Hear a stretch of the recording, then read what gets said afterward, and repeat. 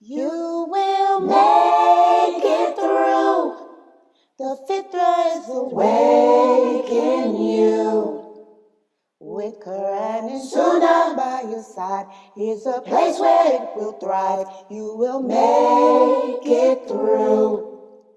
You will make it through. The fitra is awake in you. With Quran and Sunnah on his side, here's a place where it will thrive. You will make it through.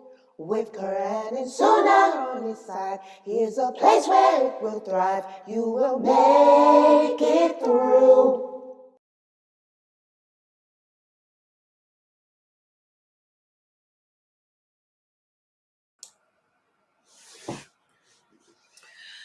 Ina alhamdulillah, wassalat, wassalam ala wa rasulullah. I'd like to welcome everybody here to our first class for today, which is the Aqidah class. And this is the class wherein we are studying from the book written by Sheikh Kareem Abu Zaid entitled Diluting Wala Wal Bara. And this is the third of the trilogy. Which in my opinion is a masterpiece collection that Sheikh Kareem has put together, for English speaking Muslims around the world, because it's not every day or everywhere that you're going to find a book that addresses the Aqidah or the belief system of the Muslim in such detail in English. You'll find all of these works in Arabic, but not, and many of them are in Persian too, from what I understand, but not that many in English. So may Allah bless Sheikh Kareem Abu Zaid for putting the Right Belief series together. It's a trilogy. We started off with the first of the trilogy, which was Get to Know Your Lord. And that took a year for us to go through his first book in this series. And I love that book. And we're going to go back to it after we complete this. It breaks down the meaning of the first part of that Shahada, what it means when we say that we believe in Allah, we believe in his angels, his books, and all of that. And I also like that book because he also gave a history as to how after the companions, we've come to where we are today, where we have deviated away from the right beliefs, system. We're no longer upon traditional Islam. We're now upon what they refer to as progressive Islam. Islam has become watered down. Muslims today have become very apologetic. They feel the need to explain themselves to non-Muslims. And as a result, we've adapted the identity of the non-Muslims, whereas Islam teaches us that we're supposed to be different. If you look at the history of Islam, from when the Prophet Sallallahu Alaihi Wasallam first moved to Medina, the first thing he told the companions is, we're going to be different.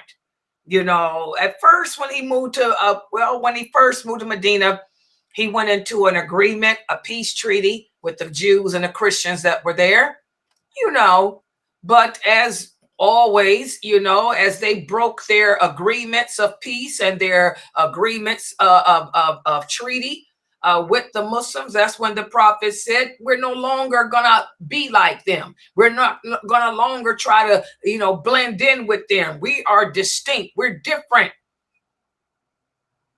One of the questions that I've got today, I get questions from a lot of the brothers,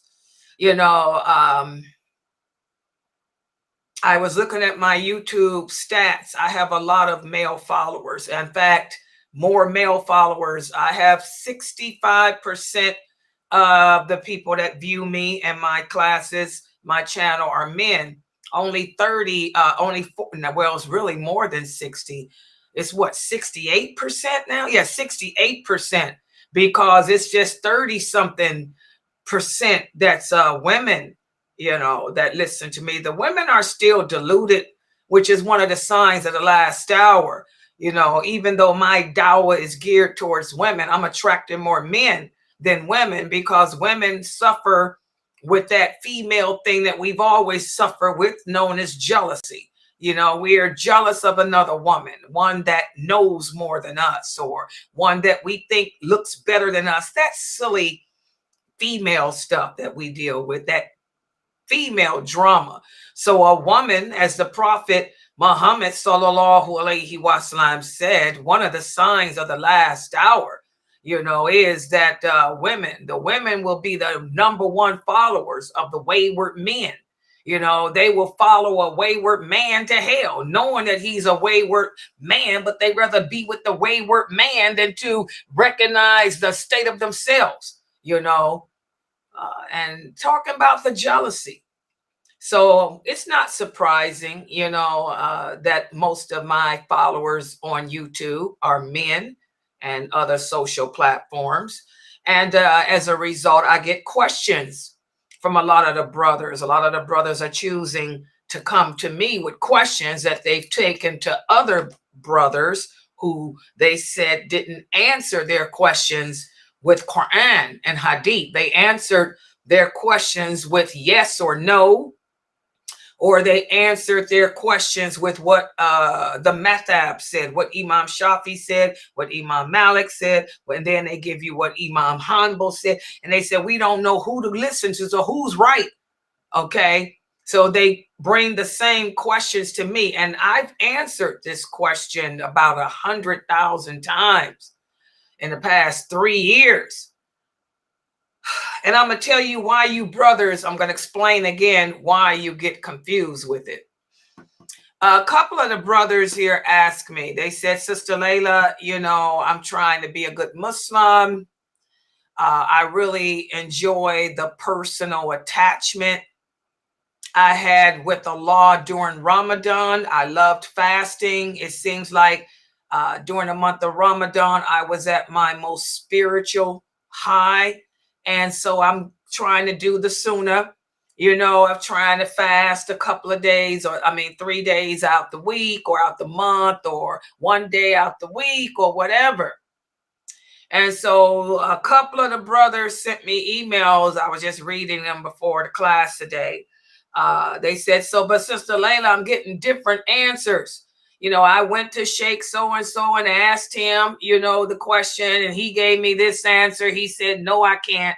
Then I went to somebody else's live Q&A and asked him the same question. And he gave me what the Madhab said. He said, so I'm confused, but the hadith is here. The hadith is here. So why would the hadith say this? He said, no one's explained it. So he said, I believe in the hadith. I'm not a Qadari. I guess everybody is. By the way, I did separate that. A lot of people are listening to my lecture yesterday when I answered the two sisters. And by the way, I just posted that video. What I did was I cut yesterday's class.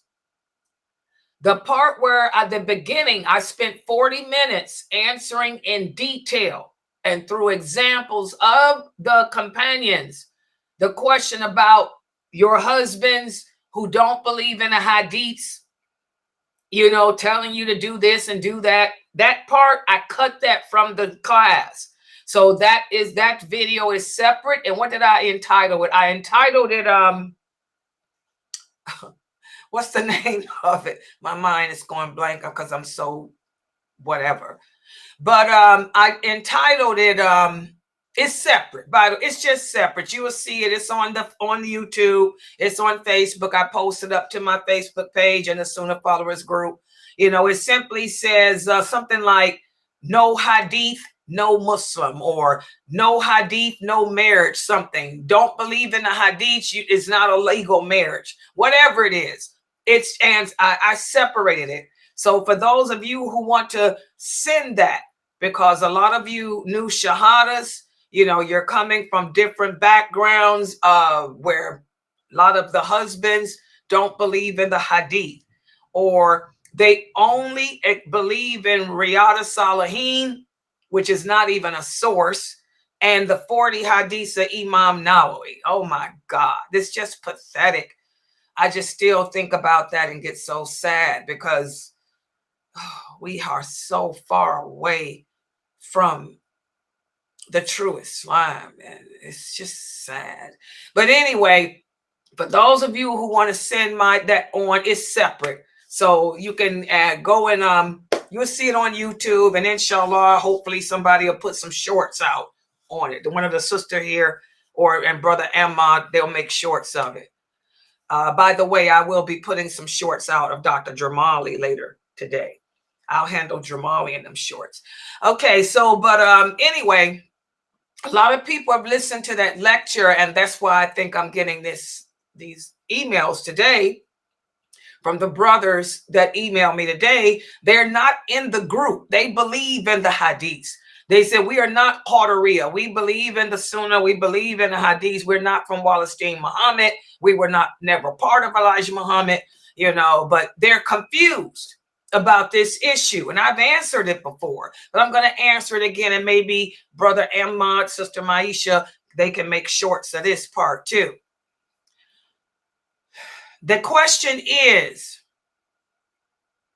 it haram, or are we forbidden to fast on Saturdays and Sundays? How many times have I answered that? This sheikh says it's haram for us to fast on Saturday and Sundays. Where do they get the hadith from? The hadith it's authentic. It's from Sahih Muslim. But again, I tell you, brothers, all the time, what is it that makes Imam Bukhari's collection the most authentic on this planet? In fact, his collection is the most authentic collection of writings after the Quran.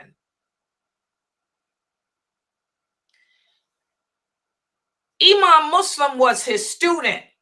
And yes, the hadiths in Sahih Muslim are authentic too. But what Imam Muslim did, and I want you brothers to remember this, and I'm going to say it so that hopefully this will be part of the short. Okay? What Imam Muslim did in his collection, he also included the abrogated hadiths. Imam Muslim's collection also includes abrogated hadiths. What are abrogated? That's an English word that we don't hear today, because in American English, we don't use the word abrogated. Abrogated means canceled out. To abrogate means to cancel or replace something. Abrogate means to cancel or replace something. When the Prophet Muhammad sallallahu alaihi wasallam first migrated to Medina, the Jews welcomed him. At first they were excited to meet him because they wanted to meet this man who was able to call the Arabs away from worshiping idols, because the Jews could never get the Arabs to understand that a rock is a rock and couldn't be worshipped. So when he first arrived in Medina, the Jews also came out to welcome him. And being our prophet, sallallahu alaihi wasallam, that's when he went into peace agreements with them and also the Christians. So when he first arrived in Medina, he said, every people have their day. And this is another authentic hadith. The Jews, their day is Saturday. The Christians, their day is Sunday. Our day is Friday. And then the hadith goes on and on about other stuff too. It's a long hadith. But this is the part that you brothers need to pay attention to. So he said, out of respect, to show respect for the Christians and the Jews, because our prophet was a diplomat. He said, we will not fast on Saturday or Sunday either, to show respect for them, because these are the 2 days that they go without eating. What would it look like if the Jews were fasting and we hear the Muslims walking around eating in front of them? You know, have some respect. Or the Christians are fasting and we're walking around eating in front of them. So in the beginning, when the prophet first went to Medina, this is where the history comes in. Like I tell you guys, I have a degree in history. I am a historian. History is everything. You have to know the history of these hadiths. And most of you are too old to learn them. I learned them when I was 6, 7, 8, 9, 10, all the way up. Okay?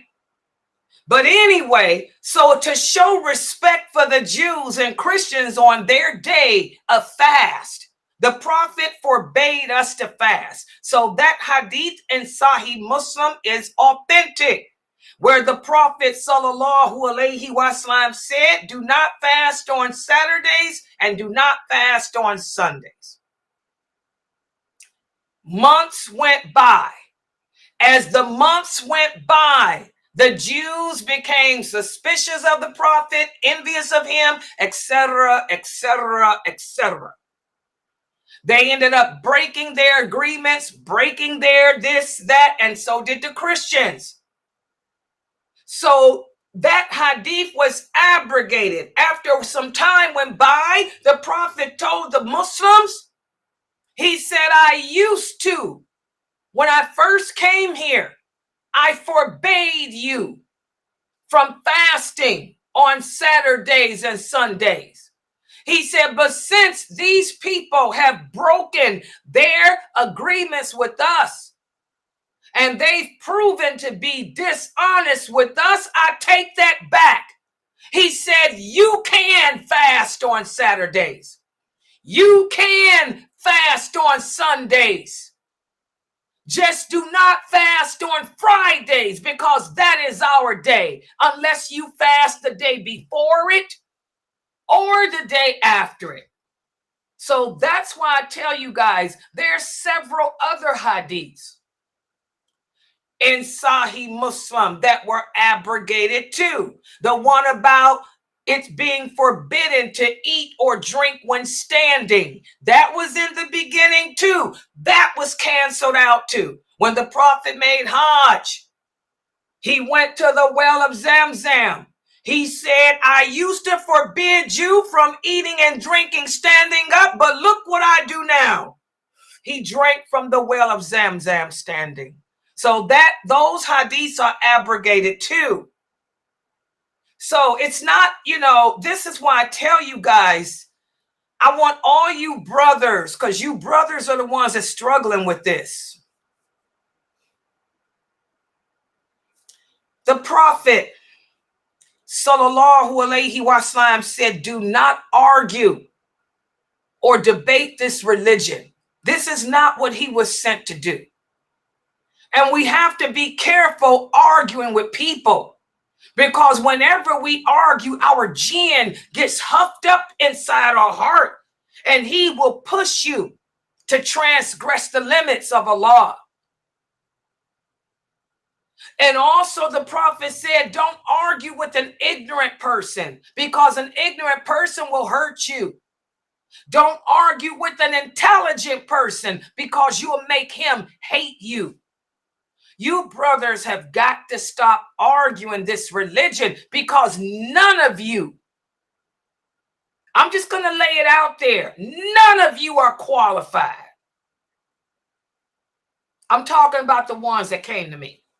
None of you brothers are in any position to argue anything about this deen, because I can tell you, out of you brothers who came to me with this, none of you understand la ilaha illallah Muhammadur Rasulullah. And since you don't understand that, You definitely don't know nothing about the hadith. You don't know the history. You don't even know what a hadith even means. Y'all got to stop it. You got to stop it. And as I did explain that to the brothers, that's when the other one sent me the email saying, but Sister Layla, I went to this sheikh and this sheikh and this sheikh. None of them gave me the right answer. I don't know what to do. Okay, I tell you guys all the time, be careful who you take your knowledge from. Most of the people on the internet ain't qualified either. Just like you brothers ain't qualified to teach nothing, they ain't either. We're living in the days of Ruway Bida. Don't y'all know that? I keep telling y'all that. Allah keeps slapping it back in your faces. You brothers have to wake up and understand that. Well, I'm going to explain it to you again. Those hadiths in Muslim are authentic, but they were abrogated. We have the hadith from Salama, radiallahu anha. She said the Prophet, sallallahu alayhi wasallam, used to do lots of voluntary fasts. He used to fast different days of the week, but he never fasted more than he did on Saturday. That hadith is authentic. Okay? Then we have the hadith of Aisha, radiallahu anha. She explains it even more because, again, she was a scholar of the hadith. She said, when my husband, the Prophet, sallallahu alayhi wasallam, canceled out the command, the prohibition of fasting on Saturdays, he then, to show his dislike of being anything like the Jews, he fasted more on Saturdays than any other day. What's the source of these hadiths? Muwatta, and they're all authentic. Okay? So stop arguing this religion and just ask the people of knowledge. If the people you think are of knowledge don't answer correctly, just keep go on to the next person. Keep on trying until you find the person of knowledge who can answer like I just did, with Quran, with hadith, with the story, with the history, and the dalil. But as far as you brothers bashing each other, fighting with each other, stop allowing shaitan to cause you brothers to do that. And that goes to the sisters too. I don't have any sisters here that I know of that's fighting like that. We have our female drama, but it ain't over the religion like that.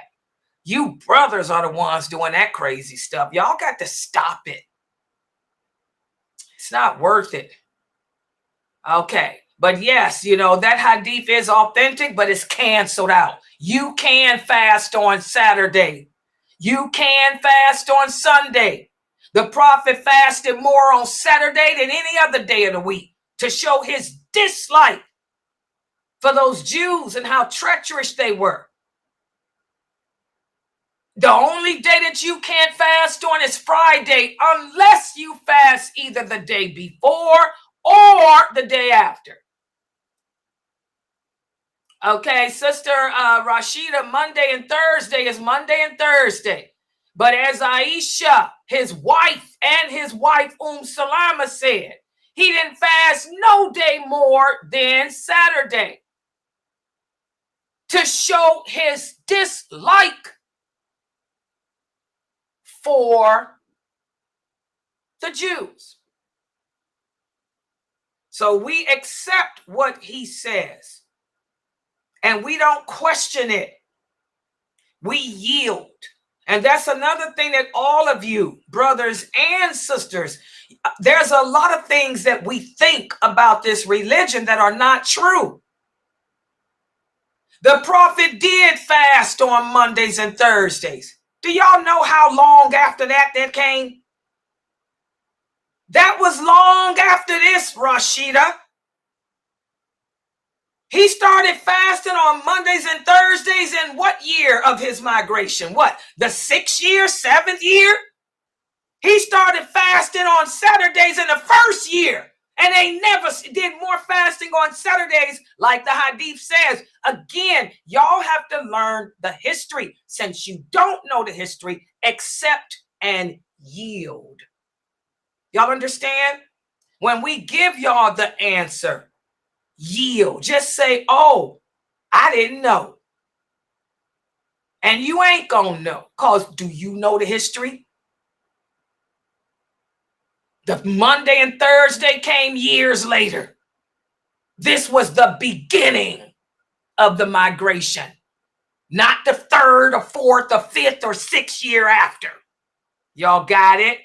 So like Aisha said, and like Salama said, he fasted on Saturdays more than any other day of the week, because he started doing it as soon as those Jews broke their agreement. Y'all understand the hadith now? They broke their agreements with him months after he came to Medina. So to show them that we opposite on fasting every Saturday. That Monday and Thursday stuff came years later. Okay, yield, sisters. For the sisters, y'all have to learn to yield. You have to learn to say, wow, this sister knows more than me because she knows the history. I was taught wrong. She gave me dalil.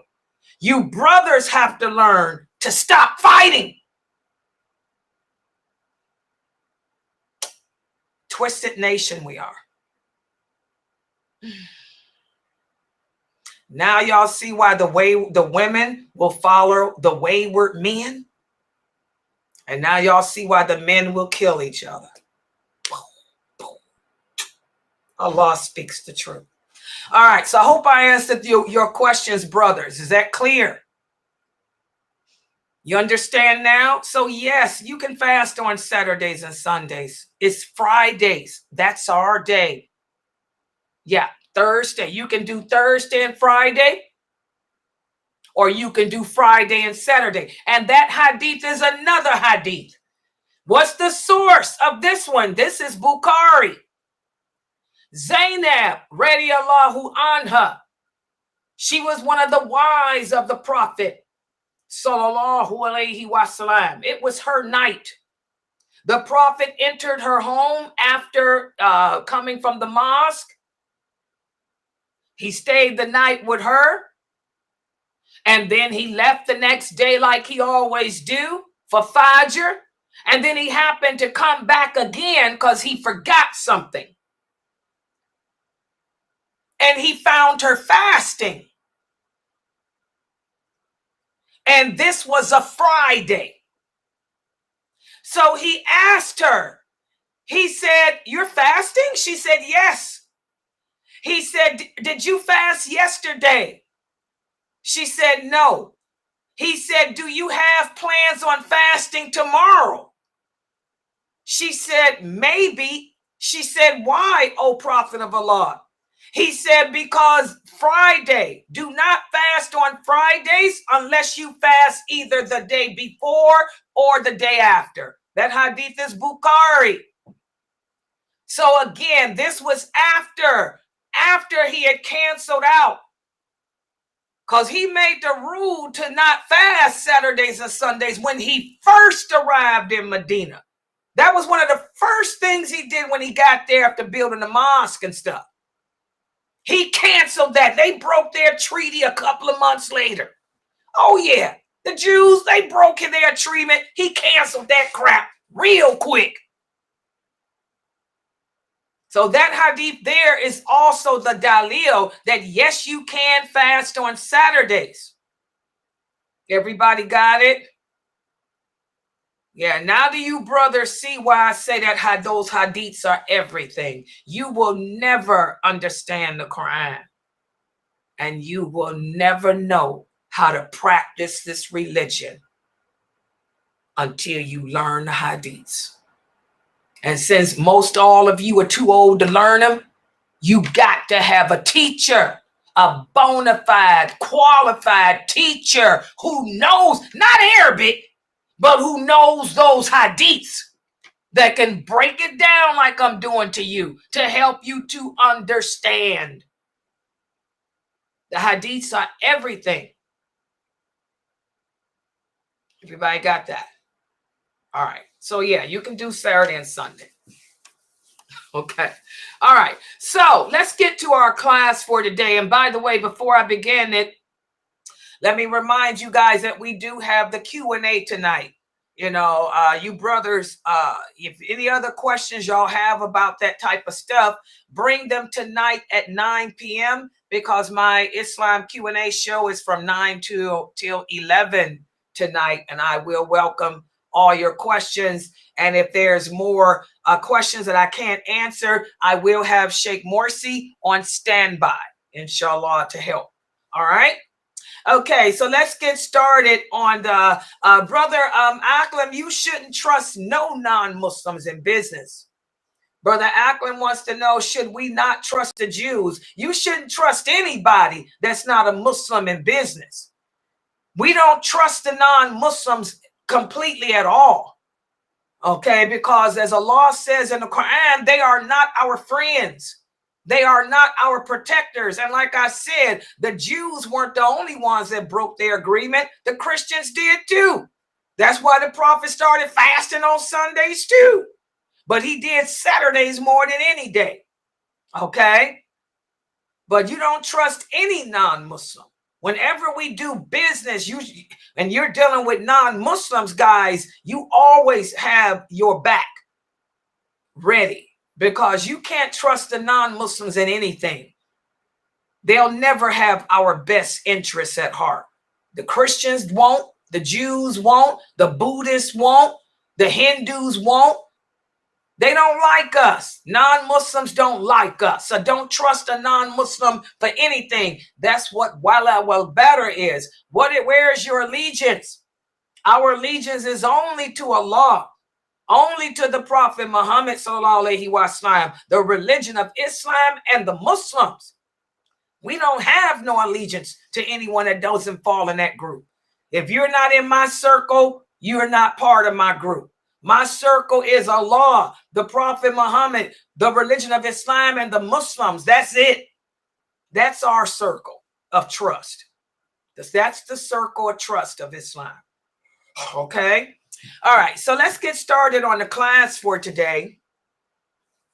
And what we're going to speak about today is we're going to continue with this chapter, which is chapter 7 of the book, Diluting Wala Wal Bara. In this chapter, Sheikh Kareem Abu Zayd shows us how, by implementing Wala Wal Bara, even with the internet, it proves that the message of the Prophet Muhammad sallallahu alaihi wasallam is timeless. We have to believe in the hadiths. The hadiths are the things that the Prophet Muhammad said and the things the Prophet Muhammad sallallahu alaihi wasallam did. His guidance is timeless. His guidance transcends. His guidance will be the guidance until the day of judgment. Even when Jesus alayhi salam comes back, he's not coming back as a prophet of Allah. He's not coming back as a messenger of Allah. He will be coming back as a leader over the world. And he will be reinstating the sunnah of not his, the sunnah of the Prophet Muhammad sallallahu alaihi wasallam. He will not come back as a prophet bringing a Bible. He will come back as a ruler of the world. And he will rule with the Quran in one hand and the sunnah of the Prophet Muhammad, which are the hadiths, in the other. So Our prophet, sallallahu alaihi wasallam, his message transcends time, and it never gets old. It never gets outdated. And it applies even in today's world of technology. So let's put the PowerPoint up on the screen so everybody can see it. And let me do this. Wait a minute. Okay. And yeah, I gotta go there. I made the PowerPoint. Hold on. How to implement. Yeah, this is it. Yeah. Let me share this. Okay, that's for the people on Zoom. Okay, the people on Rumble. I can't see you, but alhamdulillah, I think I fixed the problem. I didn't know I had so many followers on Rumble and that they weren't able to see the stream like this because I had did something crazy in the configuration. But anyway, people on Rumble, here it is. You guys can hear me and see the live because I see on my other computer, it's streaming live on Rumble. And I know I can't see what you type, but should there be any questions, feel free to join YouTube, my stream on YouTube or Facebook or Instagram, and I can see your typing on those, okay? Or you can leave a message for me in that chat box, or those of you who have my Sunnahfollowers WhatsApp, and also, y'all can text me. Yeah, I was up all night fixing Rumble. I didn't know I had problems in Rumble. Yeah, but it's inshallah, we got it together. Okay, so let's put the PowerPoint up here and make it big screen for everyone.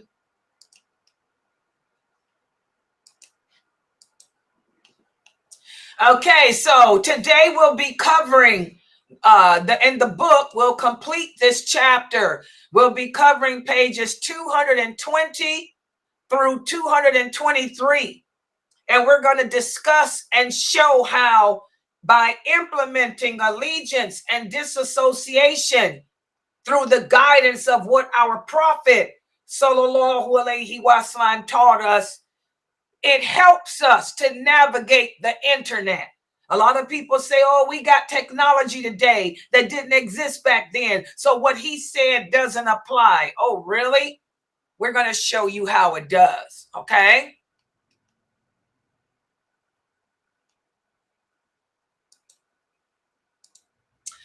In a world that's interconnected by technology,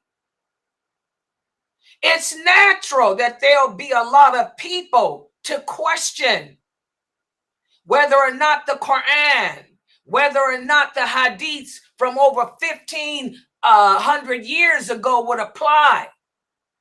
But again, as we talked about yesterday, the knowledge of Allah and his wisdom transcends all time.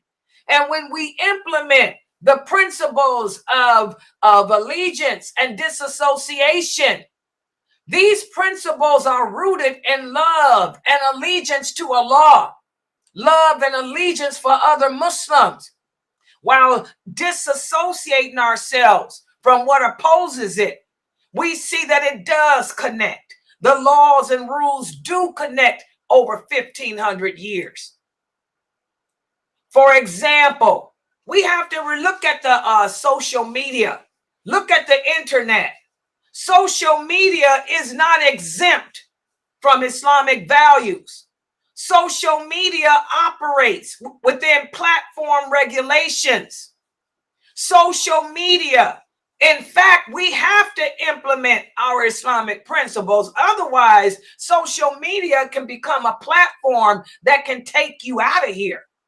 There's a lot of bad people on social media. For example, the Prophet sallallahu alaihi wasallam told us in an authentic hadith, whoever believes in Allah, whoever believes in the last day,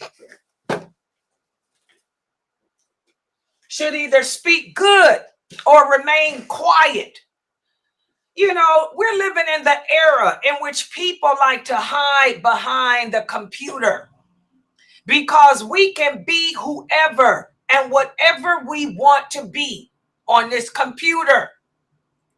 In real life, We may be cowardly. In real life, we may be nothing but a peasant. But we can log on to this internet, go into chat rooms, and pretend to be whatever we want. And as a result of that, we can hurt people. We can seriously hurt people. And that hurt can end up backfiring on us. We can end up saying things about a person that person may not like, and that person may have a mental illness or something and come looking for you. So here we can see the prophet telling us, if you don't have anything good to say, then shut up. It applies for today. If you're on Facebook and you see a person post up something good about another Muslim sister, you may not like that sister. You may be jealous of her, or you may think she's an awful person. Like the prophet said, if you don't have anything good to say, shut up. Don't say anything. But look how many of us will go and comment and say, I don't like her. I think she's this. I think she's that. And next thing you know, you done slandered somebody. And now you wonder why you gave birth to a stillborn baby. Oh, that's happened so many times. I've seen this happen. So many sisters who wasted their time backbiting and slandering and gossiping against other women on this internet. They get pregnant and give birth to stillborn babies, Allah's punishment. We have to be careful what we say about other Muslims, because remember, all of us are on different levels of closeness with Allah. That sister who you're slandering, that sister who you're talking bad about, she may be a woman that gives so much in charity that she's earned the love of Allah. And Allah says anyone who attacks anyone he loves, he becomes a ferocious lion against you. And now you wondering why you done had 3 pregnancies and all 3 of your babies were stillborn. Oh, this happens so much. And I tell these sisters, yep, look at your Facebook page. Look what you typing about other women that you don't even know. Remember, guys, the internet is just the internet. You don't know nobody personally here. Unless you know that person on a personal level, shut up. We all have to put on an act, even me. I have to come on this internet as a dawah because I'm doing this for Allah and been doing it all my life. I have to sit up here and make my voice super strong, super tough, super challenging, because I don't know what loser is going to come in here today and try to jump crump. But then when I turn this computer off, I'm the most gentle, sensitive person you will ever meet. The people who know me would tell you, Layla is a crybaby. I spend more time crying and just I'm a quiet person. I mind my own business. I stay in my own house. I don't bother nobody. But I have to put up a front on this internet in order to convey Allah's truth. So you don't know these people in real life. So we need to do like the prophet said. If you ain't got nothing good to say, shut your mouth up, because it can come back and backfire. Also, another example as to how his wisdom transcends time. Remember, the prophet taught the companions when he migrated to Medina, when those Jews began to break their agreements. Many of the Arabs wanted to retaliate against them. They wanted to write poems against them too, because the Jews were even writing poems about the Muslim women, derogatory poems and stuff. The prophet told them, don't stoop to their level. He said, the best amongst you are those who have the best manners and the best character. Be kind to the people. Be respectable to the people. Don't let another man's ignorance bring you down. And also, he had to remind his wife Aisha. He said, "Oh, Aisha, do not allow your tongue to say evil, and do not allow your hands to do wrong, because these two things will provoke and bring about Allah's anger." So here we can see this is advice that the prophet gave over 1,500 years ago. But that advice still is applicable to today. When we're on this internet, we have to watch what we say out of our mouths. We have to watch what our fingers type on that screen, because the tongue and the fingers are like a sword. Once you put them out, whatever comes out from them, you can't take it back. Nothing comes down from the internet. There's one brother, pretty famous. I don't know why he's still famous. He been trying to take his private parts off the internet for years. It ain't ever coming off. Okay? Don't know why he's still famous when he did what he did. Oh, disgusting. So as we can see from these hadiths, the Prophet Muhammad's message transcends time. Here's another example. The Prophet sallallahu alaihi wasallam said, the believer is not a person who slanders. The believer is not a person that goes around cursing others.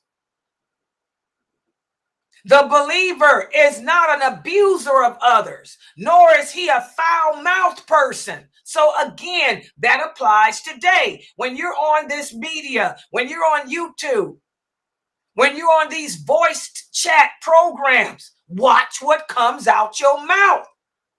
Be careful what you say about another person, especially when you don't know these people in real life. Stop calling each other kafirs. Stop bashing each other. Stop abusing other people. So how can we say that the hadiths are outdated? How can we say that they're not applicable to today? And that's for these brothers out there who don't believe in hadiths. I just don't understand how these people, these brothers even function. Okay?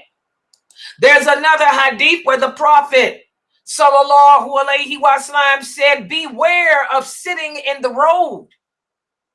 The people said, "Oh Prophet, we sit on the road because there's nowhere else to sit." The Prophet sallallahu alaihi wasallam said that if you're going to sit in the street, give the street its right. He said the rights of the street are to lower your gaze, to refrain from harming others, to return the greetings of peace, and to enjoy what's good, forbid what's evil. Again, all of these hadiths can be applicable to the digital realm. When we're on this internet, social media, we have to lower our gaze from what may be harmful content. We have to lower our gaze from the pornography that's there, the TikTok videos of the women and jumping around naked, the men being naked. It also means lowering your gaze against that which attracts you, because beauty lies in the eyes of the beholder. What may be attractive and tempting to me may not be that way for you. So to each his own. You may have to take your screen and lower it down and just listen to my voice, whereas that next person can look at me with no problem. So you see how these hadiths are applicable even in the digital area that we live in.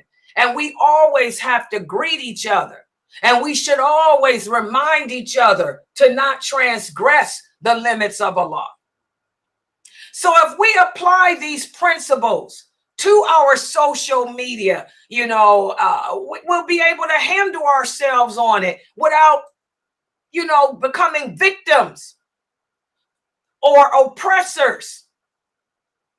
And when we embrace the principles of association And disassociation will be more cautious as to what groups we join, who we listen to on this internet, and all of that. So again, for those Muslims that say that this world has evolved digitally and the wisdom of the Prophet Muhammad sallallahu alaihi wasallam is outdated and doesn't apply, this is a person that has no understanding of this religion.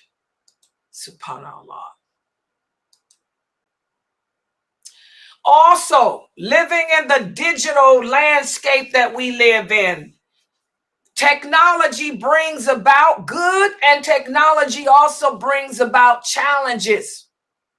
But Islam gives us the solution in how to handle all challenges in life. Just like Allah sent down that Quran and the Prophet Muhammad sallallahu alaihi wasallam, his example is what carried the people back then 1,500 years ago into how to handle their challenges. The same applies today.